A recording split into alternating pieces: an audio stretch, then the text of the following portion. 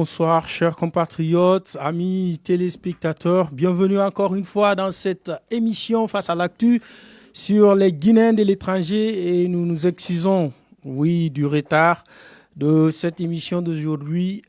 Bien sûr, nous sommes sur les Guinéens de l'étranger. Ça se passe sur cette émission. Nous avions aujourd'hui 3 thèmes sur quoi nous allons débattre. Bien sûr, bienvenue, chers compatriotes. Et nous ne sommes pas seuls, nous sommes accompagnés par nos compatriotes chroniqueurs, à savoir M. Condé Karamba. Bonsoir. Une minute. Ouais. Oui, bonsoir, M. Cissé. Ouais, bonsoir.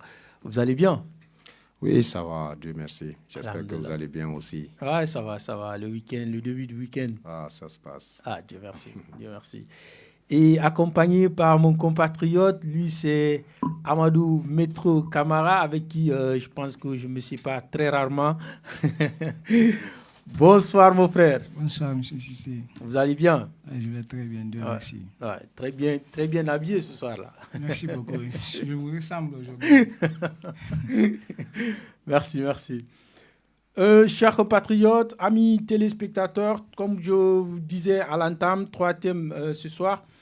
Un jeune Guinéen, Adama Condé, résident en Belgique, a été tragiquement abattu par les policiers belges.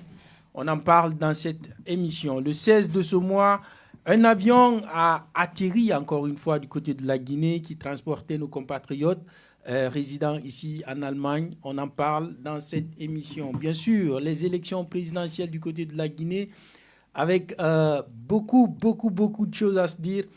Une élection très apaisée. On n'a pas habitué à voir ce genre d'élection du côté de la Guinée. On en parle également dans cette émission. Si vous venez de nous prendre en marche et que vous êtes à l'étranger, vous êtes sur la bonne chaîne et nous vous prions de bien rester. Pourquoi pas de vous abonner, d'activer les cloches de notification. Ça se passe dans cette émission et nulle part ailleurs. Nous entamons cette émission avec vous, M. Condé, les élections. Et je m'excuse, notre compatriote du côté de la Belgique qui est décédé sous les balles de la police belge. Ça valait réellement la peine? Oui, tout d'abord, bonsoir à tout le monde, bonsoir à tous qui nous écoutent et bonsoir à toute l'équipe. Oui, c'est très tragique, sincèrement, d'entendre encore une fois un de nos compatriotes guinéens qui s'est fait abattre par la police européenne. De toute façon, je pense que c'est quelque chose qui n'est pas du tout, c'est pas admettable. On ne peut pas admettre cela. Quel que soit P2X, moi je dis toujours, la police, elle est formée pour maîtriser et pour vraiment saisir les situations et voilà, ne pas passer directement à l'attaque. La police est bien différente un policier est différent d'un militaire. Donc, je pense que la police est chaque fois en confrontation avec les citoyens. Donc, ils doivent être à la hauteur pour maîtriser ces citoyens quand il y a quelques situations qui se posent. Donc, je dirais que ce n'est pas admissible, pas du tout.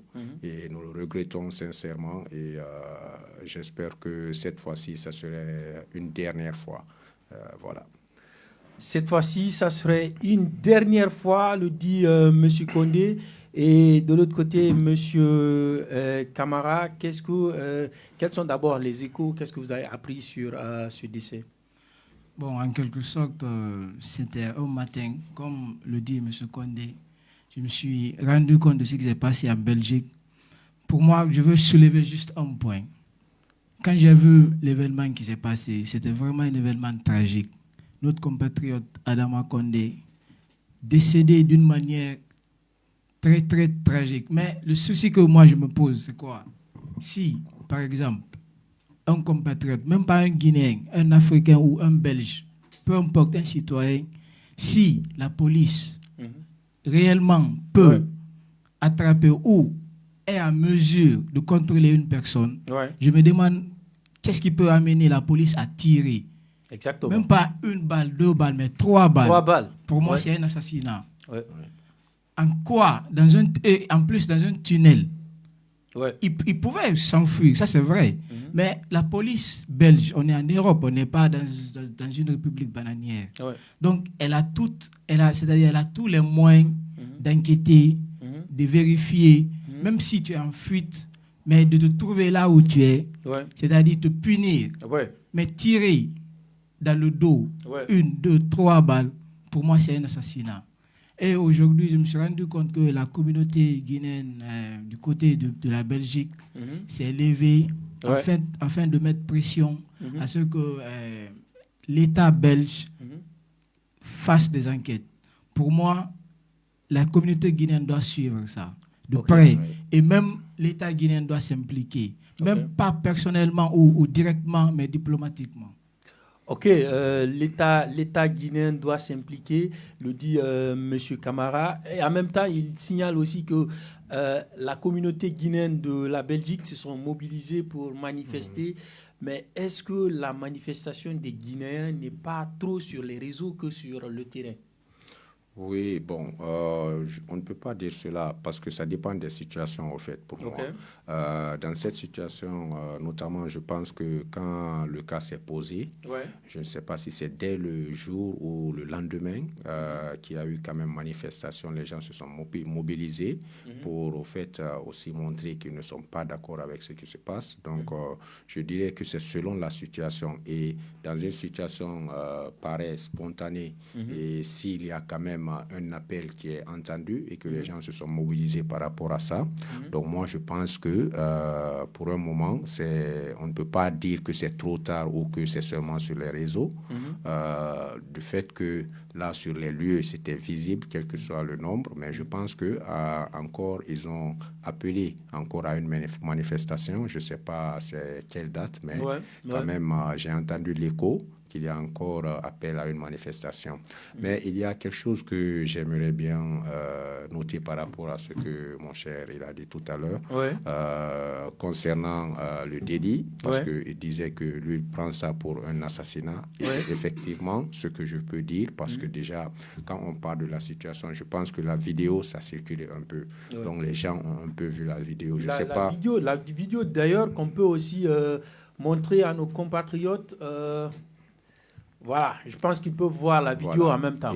Exactement. Donc, dans cette vidéo, on voit, je ne sais pas ce qui s'est passé avant. Ce qui s'est passé avant, peut-être on ne peut pas le juger par rapport à ça, mais par rapport à ce qui est visible sur cette vidéo, je pense que la première tentative de réaction de la police, c'était directement de tirer. Alors que si je me souviens bien, je ne sais pas si en Belgique aussi c'est comme ça, la police, je pense qu'ils ont cet électrochoc là. Les trucs avec le courant. Voilà, je ne connais pas le nom très bien en français, mais c'est l'électrochoc. Donc, je pense normalement dans une telle situation, je pense que c'est la première intervention. Si jamais vraiment ça avait escalé et c'était venu à un point dangereux pour la police et pour les citoyens qui étaient dans le tunnel, je pense que la première réaction, normalement, ça devait être, par exemple, ce électrochoc-là. Et après, si ça il résiste, peut-être on peut comprendre que... Mais sur cette vidéo, on voit vraiment que ils se sont froidement abattu le jeune. Ça, c'est très clair. Et on voit encore quand il est tombé, encore avec sous l'effet des 3 balles, ils se sont jetés sur lui et avec des coups de poing de la policière sur la tête. Je ne sais pas qu'est-ce qu'elle avait en main. Donc, ça veut dire déjà que, au fait, le but était d'éliminer le jeune. Donc, c'est très clair, au fait. Voilà. De l'autre côté, Monsieur Camara, est-ce que l'État guinéen n'est pas trop un État qui est trop nonchalant? Bon, en quelque sorte, ce que je veux dire, c'est quelque chose qui s'est passé spontanément. Donc, l'État guinéen a une diplomatie, comme l'État belge. On a une représentation en Belgique. Donc, ce qui est arrivé, c'est arrivé à notre compatriote. Et puis, je veux aussi soulever aussi la solidarité de la diaspora guinéenne en Belgique. En Belgique, qui doit en quelque sorte mettre la pression sur l'ambassade. Ouais. On a parlé, M. Condé a parlé d'une mobilisation. Mhm. Je ne sais pas quelle structure ou organisation a appelé à cette mobilisation, Mhm. mais cette mobilisation doit être suivie. Tout ce qu'on peut dire, on doit inciter nos compatriotes guinéens Ouais. qui se trouvent du côté de la Belgique Ouais. de sortir massivement. Ouais. Parce que ce qui est arrivé, ça peut arriver à n'importe qui, ça peut arriver à tout un chacun de nous. Parce Ouais. qu'aujourd'hui, nous, on est en Allemagne, eux, ils sont en Belgique. Ouais. Les faits sont passés en Belgique. Mhm. Mais ça peut aussi arriver ici. On Ouais. a vu ce qui s'est passé aux États-Unis il y a 5 ans. Il y a eu même des émeutes. Et le cas Naël, ici en France, il y a eu des émeutes. Ils ont tout cassé. Ouais. On n'appelle pas à ce que la communauté guinéenne du côté de la Belgique casse ou fasse des émeutes. Ouais. Mais moi, j'en appelle à ce qu'ils mettent la pression déjà à l'ambassade et que l'ambassade trouve un lien de communication avec l'État belge, Mhm. avec la justice, Ouais. afin que ça ne soit pas mis de côté. Ouais. Parce qu'on est en Europe, en quelque sorte, quelque chose se fait. Quelqu'un vient tuer un individu, soit on le classe comme quelqu'un qui est fou mentalement, Ouais. on le met en prison pour 3 mois et on le laisse tomber. Cette fois-ci, c'est la police qui a fait des bavures. Bon, je ne sais pas, en Belgique, il y a une formation de la police. Oui, bien sûr, il y a une Oui. formation Moi, de pour la moi, police, l'arme, mais- l'utilisation de l'arme doit être le dernier recours. Ça ne doit, Oui. doit pas être la chose qu'on met devant. Ça doit être le dernier recours. Oui, pour moi. oui. Et sur ce point, je m'excuse parce que tout à l'heure, concernant le cas de l'Allemagne, bien sûr, il y en a eu ces cas. Beaucoup ici. de cas, Il y en a beaucoup de eu cas. Il y a plusieurs. même un au niveau de Dortmund, je ne sais pas, Exactement. 2 ou On 3. a participé même à une marche. Exactement. Je ne sais pas si c'est Exactement. un gars, mais on a les Guinéens des étrangers, on a Bien sûr. participé. Voilà, donc il y a eu, bon, moi, à ma connaissance, directement en confrontation avec la police où comment dirais-je, les étrangers, bon, ils ont été victimes. J'en connais 3 fois. Et le tout dernier, c'est effectivement le cas du jeune Sénégalais, Mohamed Dramé. Oui. Et effectivement, nous avons quand même suivi ce cas. J'ai un collègue qui s'était très intéressé à ça et on a suivi le cas. Et concernant cette formation dont mon cher il a parlé tout à l'heure, je pense que ça c'est quelque chose de c'est un peu compliqué parce que pourquoi nous pendant nos conversations pour le cas de Mohamed Dramé avec la mairie et les institutions, nous nous sommes rendus compte au fait que la formation, moi j'ai jugé ainsi, la formation quand même qui était attribuée à la police allemande ici n'était pas du tout suffisante pour maîtriser des situations pareilles. Mais Et- attendez. Oui. Est-ce que vous voulez nous dire que la formation au niveau des personnes de couleur, ou bien... Non, au fait, au niveau de la police, par rapport à ces situations pareilles, Ouais. la formation n'est pas du tout suffisante, pas du tout. Parce que là, c'est une formation, d'après nos conversations, Ouais. c'est une formation au fait de, comment je peux dire ça, au fait comment je peux dire, de méfiance, voilà, de méfiance ou bien de précaution envers une personne dont ils ne comprennent pas, par exemple, sa situation Sa psychologique. mentalité, Ok, c'est ça. Donc, c'est un grand problème. Alors que nous vivons quand même dans des pays européens ici où il y a une importante communauté étrangère et africaine. Donc, je pense que, sincèrement, nous devons nous-mêmes aussi nous intégrer de plus. C'est pourquoi je dis cela, nous intégrer de plus. Parce que si nous voyons, nous allons faire une petite comparaison, par exemple, par rapport à la communauté. Bon, c'est pas bien de désigner les noms, mais on va le dire quand même, la communauté, par exemple, turque ou la communauté arabe ici, ceux qui ont duré ici, ils sont dans la police, ils sont dans les institutions, ils sont partout. Ouais. Donc, est-ce que vous voyez, quand il y a des situations pareilles avec ces communautés, ils sont très, au fait, ils font très attention. Oui. Voilà, la police, ils font très attention parce qu'ils savent, au fait, voilà, quelque part, ils peuvent être confrontés à ces personnes-là. Mais en quelque sorte, c'est de ça que je parlais. La force de la communauté. Mettre la pression. Vous avez parlé de formation. Oui, ça c'est une chose. la formation, elle est théorique. Vous êtes à l'école ou vous êtes dans une institution en tant que policier, vous suivez une formation. Mais en circonstance sur le terrain, c'est l'émotion en tant que policier. L'émotion ne doit pas prendre le dessus. Parce que si un policier prend une arme, elle est très dangereuse. Peu importe qui tu es, peu importe la force que tu as, une fois que quelqu'un te pointe une arme, tu es désarmé toi-même, tu as peur. Donc pour moi, ça doit être le dernier recours. Un policier peut suivre une formation en théorie, en institution ou sur le terrain. Mais face à la situation, l'émotion, la maîtrise de soi doit être inculquée aussi à la police. Mais moi, ma question n'est même pas là. Ma question, elle est un peu plus comme les Allemands le disent, un bicentif. Comment ça se fait que ces genres d'actes n'arrivent qu'aux personnes de couleur? C'est très, très important à souligner aussi, parce que moi, je vois des vidéos des personnes de couleur blanche, une fois que ces personnes-là sont très agressives, ils ne sortent jamais les armes pour leur tirer là-dessus. Oui, c'est rare. Ils cherchent toujours à entrer, à avoir d'autres méthodes de leur maîtriser, pas avec les armes. Mais qu'est-ce qui fait qu'à notre niveau, ça arrive tout le temps? En tout cas, avec leurs propres frères et sœurs, je pense que c'est le tout dernier recours. S'ils font recours aux armes, c'est vraiment s'il n'y a aucune autre possibilité et qu'il y a un danger qui est palpable, qui est visible. Mais, comment dirais-je, pour nous, il y a un problème qui se pose, je pense. Ça, il y a cette peur au niveau des agents.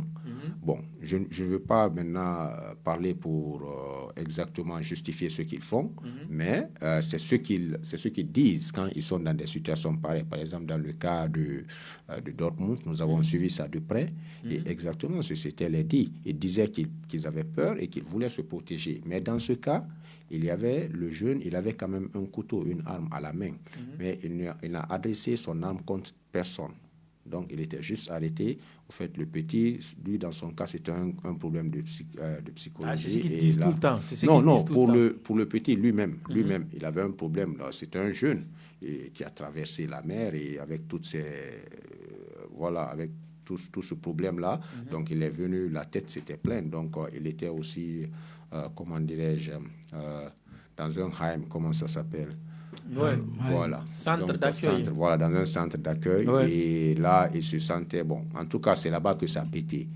Donc, même ses collègues et ses amis, je veux dire, et ceux qui travaillaient là-bas avaient témoigné que ce petit, quand même, il avait quand même un problème de trouble et qu'il n'était pas quelqu'un qui était vraiment dans les assiettes. Donc, c'est ça. Je trouve que la question que vous avez soulevée, elle est très légitime. Disant que pour les hommes de couleur, la gâchette est très facile chez les policiers. On peut dire ça, par exemple, pour l'Allemagne. L'Allemagne est un pays qui n'a pas connu beaucoup d'immigration. L'immigration africaine, surtout africaine en Allemagne, a commencé je ne vais pas dire a commencé en 2016, mais le flux qu'on voit actuellement ici en Allemagne a commencé en 2016. Beaucoup d'Africains guinéens quittaient la Guinée juste pour la Belgique et la France. Mais l'Allemagne, c'est ces derniers temps. Mais vous ne pouvez pas dire ça pour la Belgique. Les policiers belges sont habitués aux étrangers, ils sont habitués aux Arabes, ils sont habitués aux Noirs. Vouloir dire que c'est la peur de l'étranger qui fait que le policier ou les policiers qui ont fait cet acte ont fait ça, je ne peux pas soutenir ça. Personnellement, je ne peux pas soutenir. Le seul point que je soutiens, moi, c'est l'assassinat. En tant que les responsabilités ne sont pas situées, une enquête n'est pas ouverte et que les responsabilités soient situées, moi, je campe sur ma position. C'est un assassinat. Parce que 3 balles, c'est trop pour un individu. C'est trop, franchement. Et puis, les balles, ça pouvait venir du pied. Pourquoi pas juste au niveau de torse. C'était prémédité. Moi, je pense bien que c'était prémédité.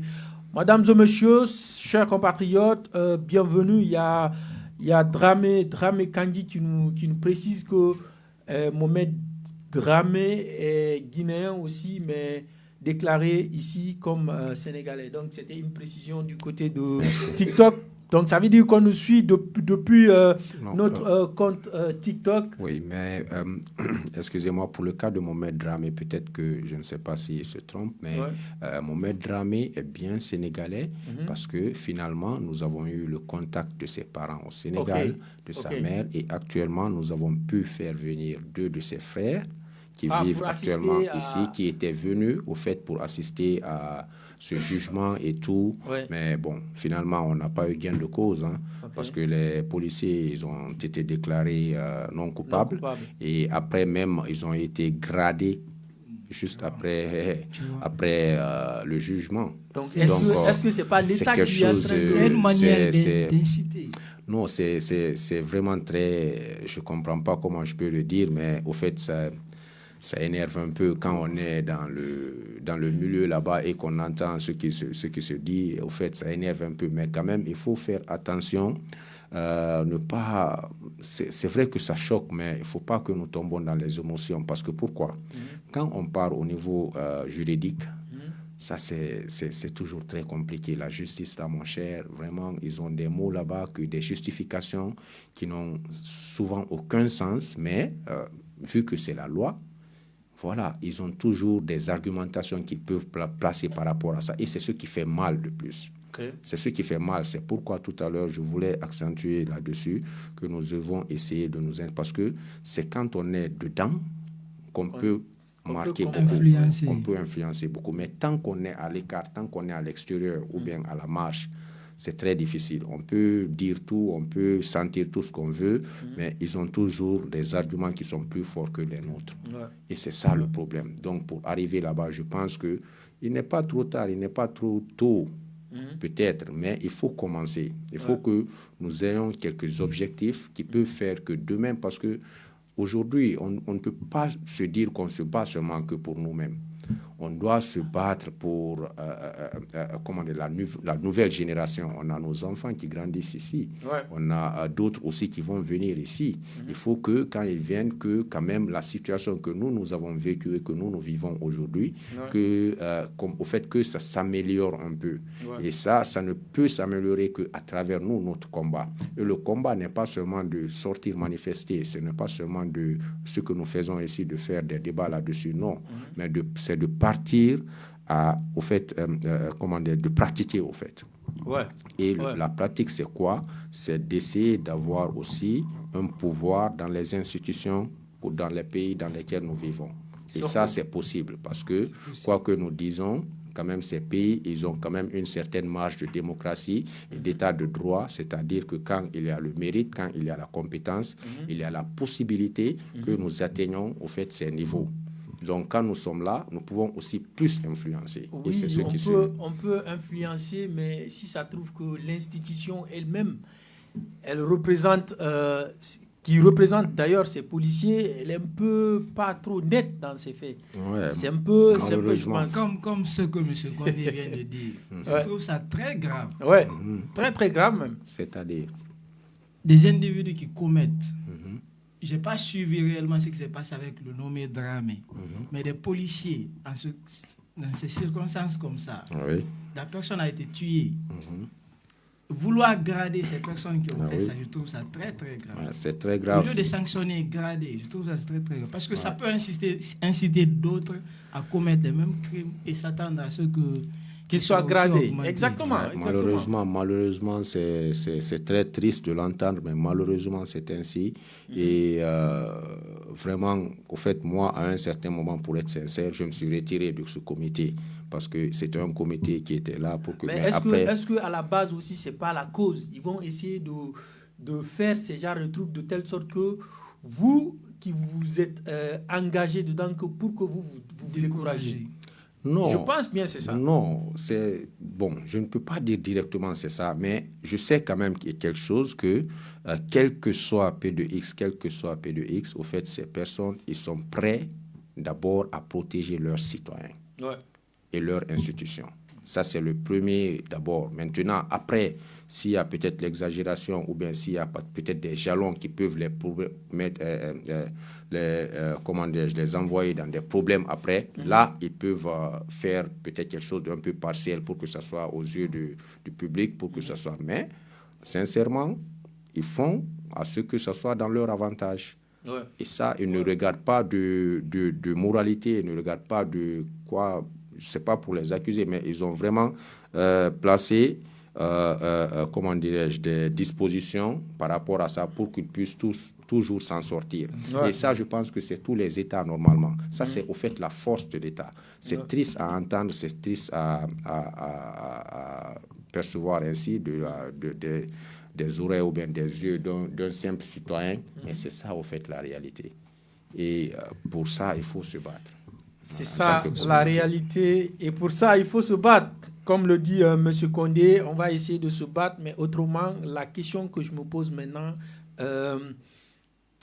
quel conseil avions-nous à donner à nos compatriotes de comment ils peuvent se comporter face à la police? Deux fois, on peut avoir raison, mais garder son sang-froid, je pense que c'est la meilleure des solutions face à une police dont tu sais déjà que ce soit tu as raison ou tort, ce ne serait pas bon pour toi. Ouais. Quel conseil on peut donner à la jeunesse guinéenne en tant que vous, en tant que notre doyen dans ce studio? Oui, bon, moi je dirais pour cela, on va se référer du proverbe de notre pays qui disent que Bidato a mofé anarone katineba. Voilà. Donc il faut que nous nous méfions. Ouais. C'est très simple. Il faut que nous nous méfions jusqu'à ce que nous ayons la force. Ouais. Il faut que nous soyons compréhensifs jusqu'à ce que nous ayons la force. Ouais. Parce que nous ne sommes pas chez nous. Ouais. Et ici, comme j'ai dit tout à l'heure, je pense que les moralités que nous voyons là en tant que citoyens, au fait, au niveau des institutions ici, ça, c'est pas prioritaire d'abord. Mais ils donnent l'impression que c'est prioritaire, mais au fait, c'est pas prioritaire. Ouais. Quand il s'agit de leur institution face à une autre personne ou bien à une autre entité ou à un autre État ou à un autre citoyen. Oui, surtout. Donc, je m'y connais très bien. Voilà. J'ai fait une année de combat avec une entreprise hautement sollicitée ici. Voilà. Et je connais très bien comment ça fonctionne. Le résultat a été. Le résultat, bon, comme en tant que quelqu'un qui est très, très dur dans la tête, je sais que ça s'est bien passé. Là, ça s'est très bien passé. Ouais. Donc, mais avec la police, je pense bien que c'est mieux d'être posé. Je ne vais pas aussi, si je dis cela, je ne vais pas aussi dire de se courber chaque fois devant eux. Non, ça aussi, on ne peut pas l'accepter. Mais quand nous nous sentons, par exemple, dans une situation seule face à la police, ça, c'est les situations dans lesquelles ils profitent de plus pour faire ces atrocités-là. Mais quand il y a le public et tout, là, il faut se comporter normal. Il y a les gens qui vous suivent, les gens qui sont comme dans un groupe, par exemple. Mais quand vous êtes seul face à un contrôle avec un policier, faites tout pour ne pas que vraiment tout ce qui va lui donner l'occasion d'ôter son arme contre vous ou de vous faire, quelle que soit la violence que ce soit, évitez cela. Et je pense que toute personne, quand même, est censée reconnaître ces trucs. Quand on est face à une personne. C'est très difficile de se ressaisir des fois quand on est sur les nerfs. Et c'est ce que nous devons essayer de contrôler cela. Je pense que même malgré tout ce qu'on va dire ici, ça ne va pas peut-être se solutionner tout de suite, mais c'est quand même bien de se dire cela pour que, quel que soit PDX, moi je veux que le taux de victimes des Guinéens baisse. Ouais. C'est ça l'essentiel. Inch'Allah, Inch'Allah. Et vous, de votre côté, quel conseil avez-vous à donner à vos amis jeunes Guinéens? Moi, d'abord, je veux dire quelque chose. La police est une force de l'ordre, pas une force de désordre. Donc, pour aller sur la même lancée que M. Condé, il y a un proverbe guinéen qui dit que la police, c'est comme le caillou et les citoyens, c'est comme de l'œuf. Si l'œuf tombe sur le caillou, c'est l'œuf qui se casse. Et quand le caillou tombe sur l'œuf, toujours c'est l'œuf qui se cache et qui se casse. Donc, je vais aller sur la même lancée. Il faut juste coopérer avec la police. Quand la police vient, peu importe ce qui s'est passé, il faut coopérer. Parce que quand ils viennent, ils demandent d'abord ton identité, ils font un contrôle. Après le contrôle, on te dit le délit ou le fait qu'on te reproche. Ouais. Donc la collaboration est mieux que la fuite. Parce que la fuite, c'est ce qui amène tous ces bavures en quelque sorte. Ouais. Parce que fuir, c'est être pourchassé. Ouais. Ça conduit à être pourchassé. Ouais. Être pourchassé, ça conduit aussi à ce que quelque chose arrive. Ouais. Quelque chose de dramatique. Ouais. Donc moi, tout ce que je peux conseiller, c'est la collaboration avec la police, l'une des institutions les plus respectées ici en Europe. L'une des institutions les plus respectées ici en Europe, mais on voit leur dérapage qui ne finit pas avec notre compatriote, d'ailleurs, Adama Condé, du côté de la Belgique. Et vous pouvez nous écrire sous commentaire si cet acte a été un bavure ou une exécution. Écrivez-nous en commentaire, on va essayer de voir sur là-dessus. Notre deuxième thème de ce soir, on va parler bien sûr du rapatriement et de l'identification de nos compatriotes résidents ici en Allemagne. Le 16 de ce mois, il y a eu encore une fois un avion qui a transporté nos compatriotes du côté de la Guinée. Monsieur Condé, étant guinéen, est-ce que ça devient maintenant un délit? À chaque fois, on voit nos compatriotes se faire rapatrier du côté de la Guinée. Y a-t-il pas d'autre solution? Oui, je dirais, bon, c'est pas beau à voir, on ne sait pas. Moi, je le dis souvent, si je ne connais pas profondément le contenu de ce contrat et de ce dossier, Oui. ça, c'est un peu compliqué pour moi vraiment de m'exprimer là-dessus, parce que je sais que quand quelque chose est étatique et que c'est entre deux États, c'est pas la même compréhension que nous donnons. Mais ne serait-ce que ça aussi, même avec cela, je pense que s'il y a possibilité que notre gouvernement puisse réduire ce contrat ou bien stopper ce contrat. Bien sûr, il y a possibilité, sauf s'il le refuse. Hein. Mais sinon, je pense bien qu'il n'y a pas de problème sans solution. Oui, mais s'il vient parce que j'ai entendu tout à l'heure, il y a quelque temps, j'ai entendu qu'ils ont déjà renouvelé. Ils ont renouvelé le contrat et que le contrat est pour 5 ans chaque fois.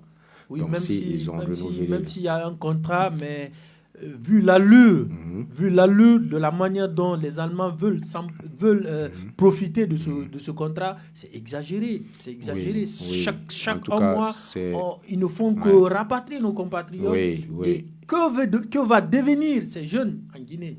Ça, c'est encore, je pense, un point où, au fait, si moi je m'exprime là-dessus, peut-être que je ne serai pas très bien compris. Ouais. Mais il y a deux trucs qui sont pour moi à considérer. Ouais. Si nos compatriotes, vraiment, ils ont des problèmes ici, pour moi, j'aimerais vraiment qu'ils retournent en Guinée. Parce que, quand vous dites problème, il faudrait que vous parveniez à un peu expliquer ces problèmes. Parce que il y a beaucoup de jeunes qu'on rapatrie qui n'ont aucun problème avec, que ce soit avec l'État, que ce soit avec... C'est pourquoi j'ai dit tout à l'heure que j'ai 2 points. Ouais. Au fait, si c'est vrai que c'est des personnes qui ont des problèmes ici ou bien qui sont dans les délits, là, on a une explication. Ouais. Mais si ce n'est pas le cas, là, vraiment, je pense que ça, c'est un abus. Au fait, c'est un abus. Si ils ont vraiment s'ils ont tout en règle ici, ils travaillent comme j'ai entendu l'autre fois qu'il y a d'autres qui travaillent, qui paient les impôts ici et tout. Donc là, je pense que c'est un abus. Mais il y a quelque chose qui est aussi à remarquer. Est-ce que ceux qui sont en train d'envoyer, là, par exemple, les 67, est-ce que à travers cette signature ou bien cette reconnaissance de ce comité qui est venu là, est-ce que c'est à travers ça que le contrat qui envoie les 67 personnes-là, est-ce que c'est des 67 personnes-là qui sont parties? Ou bien comment ça se passe? Au fait, il y a quelque chose que moi, je ne comprends pas très bien dans l'action-là, parce que ils disent qu'ils sont à Essen. Maintenant, ces 67 personnes, est-ce qu'ils sont passés par là pour être reconnus ou bien on les a pris comme ça, on les a envoyés? Non, ça se passe autrement. Ça se passe autrement. Ils ont près de 1 mois ou voire même 6 mois, 2 fois. Quand ils viennent, ils font leur travail et ils retournent. Avant qu'ils ne reviennent, les identifications qu'ils ont pu faire le long du mois passé, la police et ce service, ils ont cherché ces jeunes, on les met en prison. Mais c'est les jeunes qui ont déjà fait cette identification? D'autres, oui. La plupart, oui. OK. Est-ce qu'il y a moyen alors que ces personnes refusent de passer à cette identification? Mais justement, moi, parce que c'est ça, au fait. Parce que je trouve qu'il n'y a même pas de transparence. On entend au fait, voilà. On entend aussi un jour, il y a une équipe qui est là pour les identifications. Un autre jour, on n'entend pas. On entend aussi, c'est-à-dire qu'il n'y a pas de transparence. Aujourd'hui, on parle d'identification. Moi, je ne sais pas personnellement de quoi on parle. Si un Guinéen résident ici en Allemagne, que l'autorité allemande ne reconnaît pas, on peut te demander, envoie ton passeport, soit envoie ta carte, il y a une carte qu'on prend, carte consulaire. Ouais. Si tu n'as pas quelque chose comme ça, une personne comme ça peut être identifiée. Mais une personne qui a des fois un passeport, c'est-à-dire une carte consulaire, pourquoi une personne comme ça peut être identifiée? Mais attends, il y a un point. On identifie les gens pour connaître s'ils sont guinéens, que l'ambassade reconnaît qu'ils sont guinéens pour leur donner un laissez-passer pour se retourner en Guinée. Mais un point que tu ne comprends pas, actuellement, ils sont très bizarres dans ce qu'ils font. Très, très bizarres. Ils vous amènent des lettres pour aller augmenter votre titre de séjour. Le jour, oui, pour prolonger votre titre de séjour. Le jour où vous vous présentez, on vous embarque directement pour S5. Pour aller faire l'identification. Pour l'identification alors. Pour aller vous identifier. Mais pour qui? C'est-à-dire pour des personnes qui ont un document ou des personnes qui n'ont pas de document? Parce que moi, c'est la question que je me pose. Là-bas, c'est les personnes qui n'ont pas de document. Qui ne sont pas reconnus comme Guinéens. Exactement. Ceux qui ont les douldoums, qui ne sont pas reconnus comme Guinéens, qui n'ont pas amené leur passeport. Et qu'est-ce qu'il y en a avec les personnes qui ont déjà leurs documents? Parce que l'autre fois, j'ai entendu qu'il y a aussi des personnes qui ont leurs documents qui ont leurs documents. C'est là-bas, il y a donc, le flou. Donc, c'est ceux qui... Le flou je ne total. comprends pas, au fait. Bon, parce que je pense que vous savez vous-même en Allemagne ici, s'il y a quelqu'un a quand même ses documents et il travaille et il a peut-être un séjour de 1 an ou je ne sais pas de combien de temps. Vous savez, on peut avoir un séjour de 1 an sans amener son passeport, par exemple. OK. Ça, il y en a. OK. On peut avoir un séjour d'1 an sans envoyer son passeport. Ça, c'est sur quel document? Bon, je ne sais pas exactement, mais on peut avoir un séjour d'1 an sans amener son passeport. Maintenant, si tu retardes, par exemple, pour amener ton passeport, ou bien d'autres, on te donne d'abord, on te dit, d'ici la fin de ces séjours-là, tu dois nous présenter, par exemple, ton passeport. Et d'autres, là-bas aussi, ils retardent.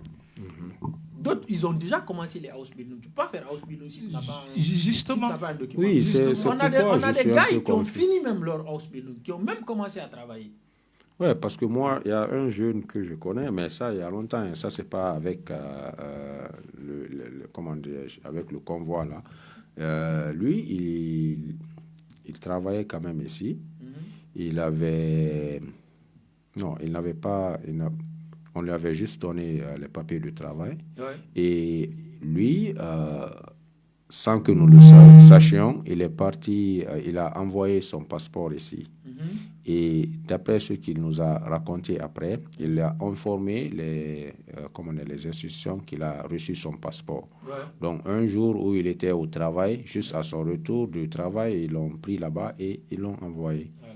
Mais c'est parce que peut-être lui, il avait présenté, c'est ce que moi je me suis dit, est-ce que c'est peut-être que tu avais présenté ton passeport alors que, vous savez, quand les gens viennent aussi et demandent l'asile, souvent ceux qui disent, l'autre fois j'ai déclaré ça ici, c'est vrai qu'ils ne disent pas ça à tout le monde, mais ça dépend aussi de ce qui se dit là-bas au niveau de la demande de l'asile. Par exemple, quand quelqu'un signifie par exemple qu'il est de la Guinée ou qu'il est de la Guinée mais qu'il n'a aucune possibilité au fait, en Guinée là-bas et qu'il n'a personne et ainsi de suite, et que par après, cette personne arrive à avoir un passeport, vous savez bien qu'il y a un peu de doute là-bas, ou bien?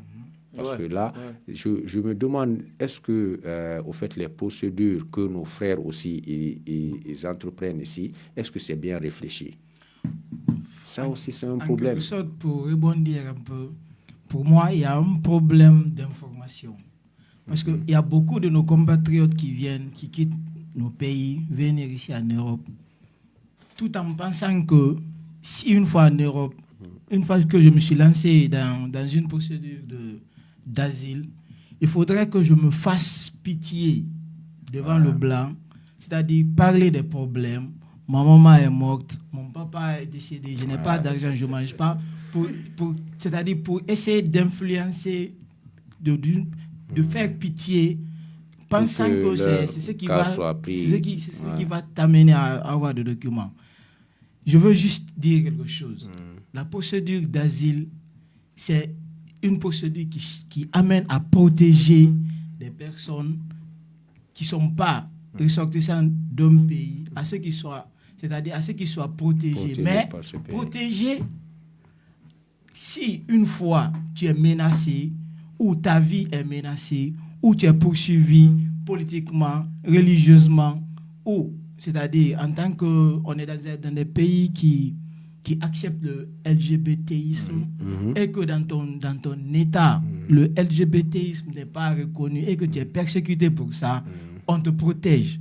Mais ce n'est pas pour une question économique ou une question de dire que ma famille ne peut pas me supporter, c'est pourquoi je suis venu pour que vous me supportez. En quelque sorte, nos compatriotes doivent savoir que la procédure d'asile est une procédure de protection. On protège un individu qui est en danger ou qui est, si on ne le protège pas, sera en danger. Ce n'est pas parce que la personne n'est pas économiquement viable qu'on doit le protéger. Exactement. Donc, il y a ce manque aussi d'informations du côté de nos compatriotes. Ok, mais est-ce que dans tout ce cadre, dans tout ce qu'il vient d'expliquer, quel rôle joue alors l'ambassade de Guinée du côté de l'Allemagne? Parce que normalement, toutes ces informations qu'il vient de nous donner, l'ambassade doit au moins parvenir à donner ces informations-là à nos compatriotes résidents ici, ou bien ici, il faut même le conseil. Non, pas du tout. Là, je m'inscris en faux parce que déjà, il y a quelque chose qu'il faut savoir. Un pays ne va jamais, reconnaître que lui, il met un de ses citoyens en danger chez lui. Il ne va jamais le faire. Ça, c'est déjà, le pays est trop fier pour ça. Un pays dit que je peux prendre tous mes citoyens en charge et que tout va bien chez moi. C'est ça, au fait, l'État se dit. Donc, pour les questions d'asile et quoi que ce soit, je pense que l'ambassade et le Haut Conseil ne peuvent pas s'y mêler. Ça, c'est quelque chose de clair. S'ils le font, ça, c'est une chute. C'est une chute, ça. Je pense qu'ils ne vont pas se permettre. Mais maintenant, c'est pourquoi, je ne sais pas la dernière fois, c'est pourquoi j'ai dit, souvent, ces sujets, c'est très sensible. Il y a des vérités, il y a des trucs, bon, pas des vérités, mais il y a des pensées que quand on l'exprime, il y a d'autres, ils vont comprendre ça très, très mal. Ils vont comprendre ça autrement. Mais il faut vraiment voir les choses comme elles sont. Hein? Il faut que, par exemple, il a dit quelque chose tout à l'heure, c'est très important. Normalement, avant de rentrer quelque part, il faut se renseigner très bien. L'information, c'est très important. Nous ne sommes pas dans les années 80 ou 80, même 90, c'est dépassé maintenant. Maintenant, nous sommes vraiment en l'année de l'information, de la connexion, tout est ouvert. Donc, je pense que ça, c'est quelque chose qui est très important qu'on doit rappeler à nos frères. Donc, ils doivent être conscients de ce qu'ils veulent quand ils viennent dans des pays étrangers. Mais le problème est que quand on vient dans ces pays, nos aïeux, nos frères, vous les premières personnes qui vivent déjà dans ce pays, la plupart, vous nous conseillez très mal. Ouais, parce que vous ne nous écoutez pas. C'est ça. Vous ne nous écoutez pas. En fait, il y a ce problème parce que vous dites cela et nous aussi, nous disons, ceux qui viennent là, c'est très difficile. Quand vous les parlez, ils ne vous écoutent pas et après, voilà.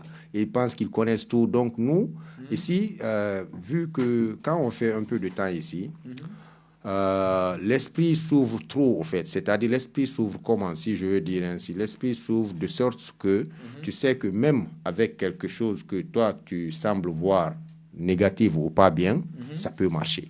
Ouais. Ici, au fait, c'est le pays des, comment je peux dire ça, des opportunités. opportunités. Voilà. Au fait, chaque situation peut apporter une opportunité, que ce soit une bonne situation ou une mauvaise situation.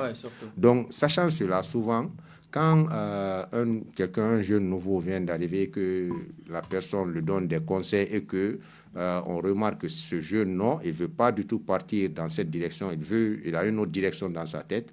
Souvent, on ne veut pas comment dire, non, on ne veut pas l'abstenir, on ne veut pas comment dire, voilà, on ne veut pas le barrer là, voilà.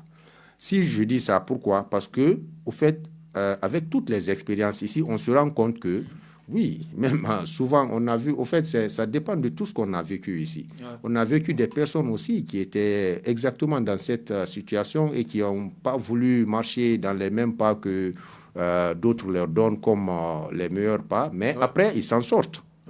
C'est possible. Mais à d'autres aussi qu'ils vont tomber.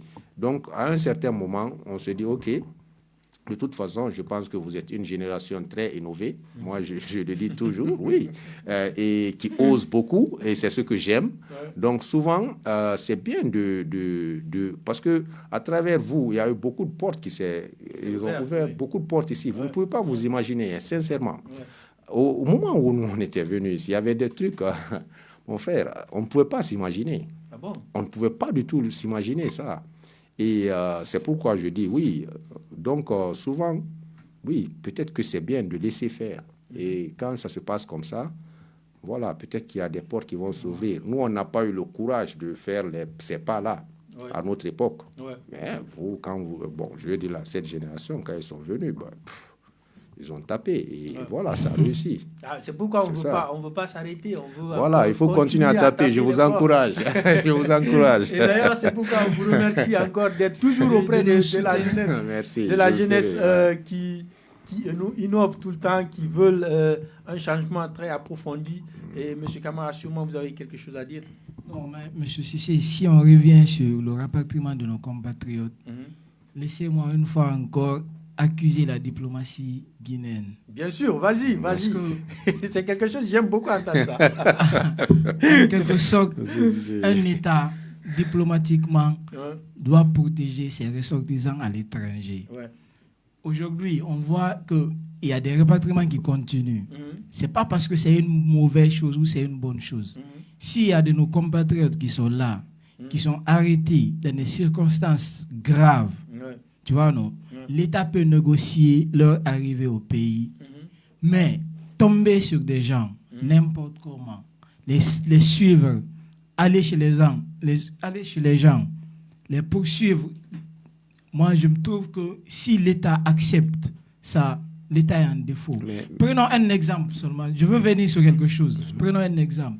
Aujourd'hui, nous avons des problèmes entre l'État français et l'État algérien qui s'est au fur du temps, qui s'est transformé en problème étatique entre les deux États. Pour moi, un État doit protéger ses ressortissants. Bien sûr. Il y a des ressortissants qui peuvent être ici en Allemagne ou un peu partout en Europe, qui n'ont pas de documents, mais qui se battent à ce qu'ils vont à l'école, ils ont des enfants, ils prennent soin de leur famille, ils amènent l'argent en Guinée. L'argent que nos compatriotes cherchent ici et ramènent en Guinée, c'est l'argent c'est-à-dire en quelque sorte, qui rentre dans le budget de l'État guinéen. Bien sûr. Donc l'État, s'il y a nos compatriotes, juste un exemple, un de nos gars qui s'appelle par exemple Alpha, qui va à l'école, qui fait un house building ou qui travaille, si un compatriote comme ça est ramené devant la délégation et que la délégation voit sa situation, diplomatiquement, elle est en droit de négocier son sort. On ne doit pas, c'est-à-dire... Mais vous parlez d'ailleurs de cette délégation, d'après mes informations, cette délégation retire jusqu'à 3 000 € à nos compatriotes pour pouvoir ne pas le reconnaître en tant que Guinéen. Ah oui? Bien sûr, Tu vois, bien sûr. On a partout des le informations. Guinée, il y a la magouille. Mais moi, je veux juste que l'État, diplomatiquement, traite ce cas, c'est-à-dire traite cas par cas. Bien sûr, bien sûr. Parce que moi, j'ai entendu, il y a des personnes, lui, il faisait house building, il a sa femme ici, il a ses enfants, on l'a ramené. Pourquoi l'État ne veut pas négocier? C'est-à-dire, cas par cas, un individu qui fait rien, ou en quelque sorte, qui dérange, ou qui fait quelque chose qui n'est pas, disons, catholique, là, d'accord. Bien sûr. Mais l'État, si l'État ne négocie pas et ne parle pas pour ses compatriotes, qui va le faire? Oui. La représentation diplomatique qui est là, qui va le faire? Oui, Elle ne veut pas, qui va le faire? Oui, c'est vrai, mais c'est vrai. Hein, d'abord, je vais d'abord souligner. Je compatis vraiment. Non, mais au fait, c'est un peu difficile parce que il y a quelques trucs que moi, bon, c'est un peu difficile de comprendre. Bon, je vais expliquer un peu. Hein. Ok, vas-y, on t'écoute. Comment dirais-je, concernant cette protection de l'État, on va se dire, l'Allemagne ici, nous vivons ici, hein, et tout ce que nous faisons, c'est à voir avec l'État allemand, c'est eux qui ont nos papiers et tout, ils ont tous nos documents. Ouais. Et c'est eux qui savent, nous connaissons quand même que la police allemande est bien, voilà, ils sont bien visibles quand même. Ouais. Donc c'est eux qui savent tout ce que nous faisons. Ouais. Donc si cette police allemande, par exemple, moi, m'arrête aujourd'hui, hein, et demain, et on m'envoie quelque part là-bas en Guinée, disons, je suis dans la situation de ceux qu'ils envoient là, pour m'identifier, pour que je parte à la maison. Vous savez qu'ils vont écrire quand même quelque chose pour dire que pourquoi je ne dois pas être là. Ouais. Et ce qu'ils vont écrire là, c'est conformément par rapport à leur loi. C'est conformément par rapport à leur loi. Donc, si eux, ils écrivent là-bas que moi, je ne suis pas apte à être chez eux par rapport à cette disposition de leur loi telle, ouais. Je pense que la Guinée ne peut pas discuter ça. Hein. C'est mon idée. Un instant, je vais finir. Je vais finir. Oui, vas-y, hein?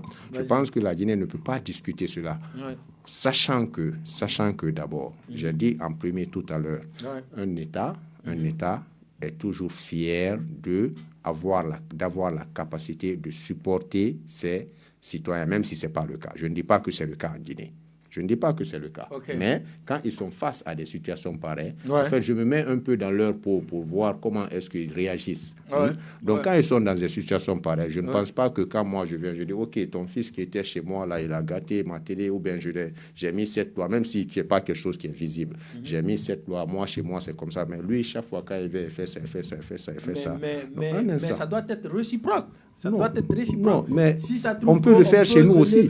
Non, si ça trouve qu'on peut se lever du matin au soir pour rapatrier un Guinéen, ça doit être réciproque. Donc, c'est ce que je dis. Mais nous avons même entendu le ministre dire la même chose. Oui, je ne sais pas si c'était quoi? Le ministre disant que si on ramène un Guinéen qui n'a rien fait de particulier, disons être sur le territoire allemand sans être autorisé, c'est déjà quelque chose, un crime. Ça, c'est vrai. C'est par là-bas je voulais finir tout à l'heure. Si vous m'avez permis, c'est par là-bas je voulais finir. Parce que quel que soit... Au fait, le final est que, à la fin, c'est l'État allemand qui pourra avoir les raisons. Parce que si eux, ils disent, par exemple, tu n'as pas d'autorité pour rester chez nous.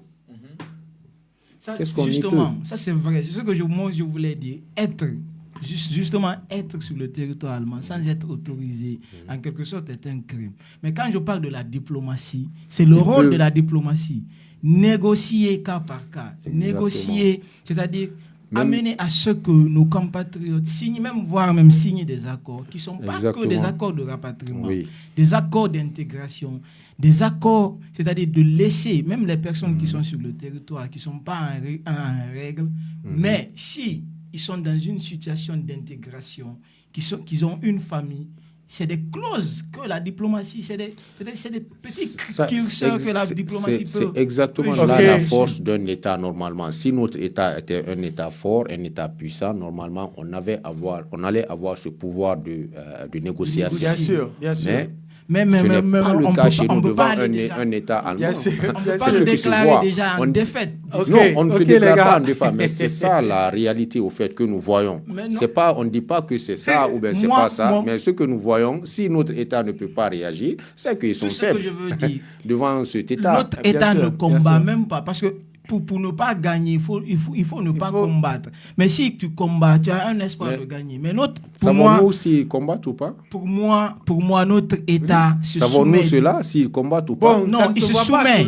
Il se voit pas sur le terrain. Mais M. Cissé, les trucs étatiques... se soumettre tout directement le temps. Se soumettre. Mais M. Cissé, sachez quand même qu'il y a beaucoup de trucs étatiques. Normalement, ça ne sort pas comme ça directement. Oui, mais si on voit nos compatriotes se faire rapatrier du côté de la Guinée, c'est que c'est visible. Oui, ça, c'est ce qui est visible, ce qui se passe là. Leur combat était visible, ça allait d'un moment à un autre s'arrêter. Okay. La diplomatie peut être souterraine, mais à un moment donné, c'est-à-dire pour baisser aussi la colère des gens, parce qu'un peu partout les gens sont en colère. Donc pour faire baisser ça, on n'a plus besoin d'une diplomatie souterraine. On a besoin de clarifier les choses, même de prise de parole. Mais on va rien de tout. On l'a vu récemment au niveau de l'Assemblée de l'Union européenne, le ministre des Affaires étrangères qui réitère, qui revient nous dire encore d'autres choses à part ce qu'il avait dit la fois dernière, soit disant que on est prêt à recevoir nos compatriotes. Monsieur Cissé, vous pouvez imaginer. Non, Monsieur Cissé, attendez. Je pense que souvent... Attendez, Monsieur Cissé, vous pouvez imaginer un seul individu, un seul Français dans une prison, peu importe, un seul.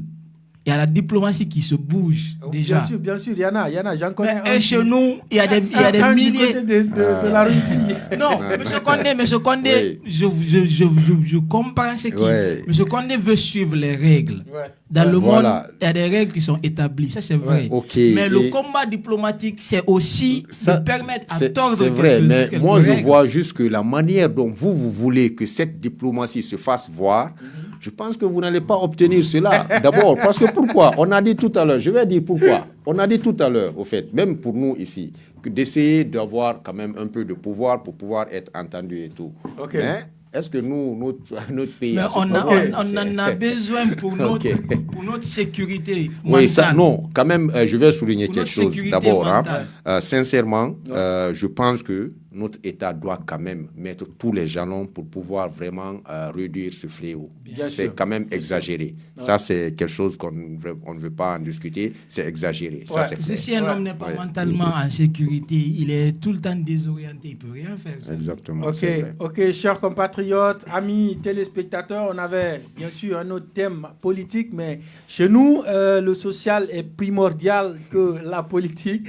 Donc, c'est pourquoi on n'a pas pu débattre sur là-dessus. Cette semaine, on reviendra sur là-dessus, Inch'Allah, après les élections, c'est-à-dire l'année prochaine.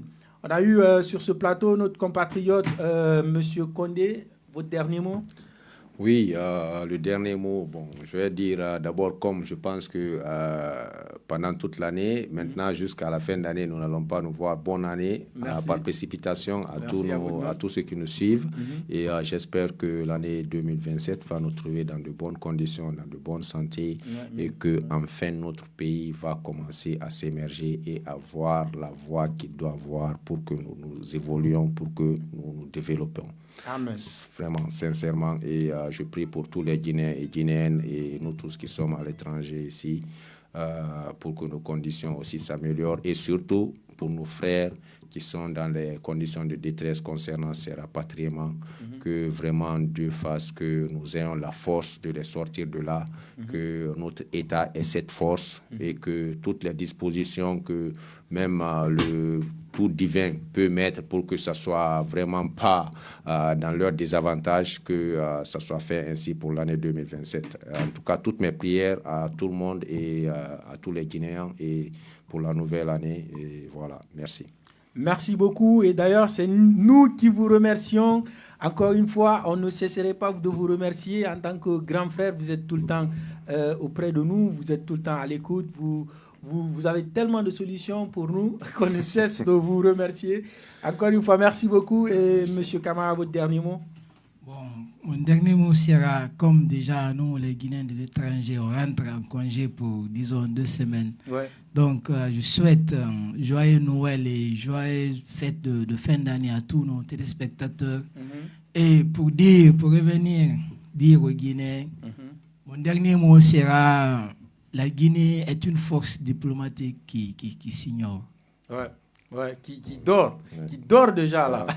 Ça, Merci c'est beaucoup, bien. merci à tout un chacun. On se reprend le début de l'année 2026, Inch'Allah, bien sûr, avec notre Guinéen modèle dans ce studio. Lui, c'est Noussi Gabi du côté de l'Allemagne et pas que 2025, papa, comme ça.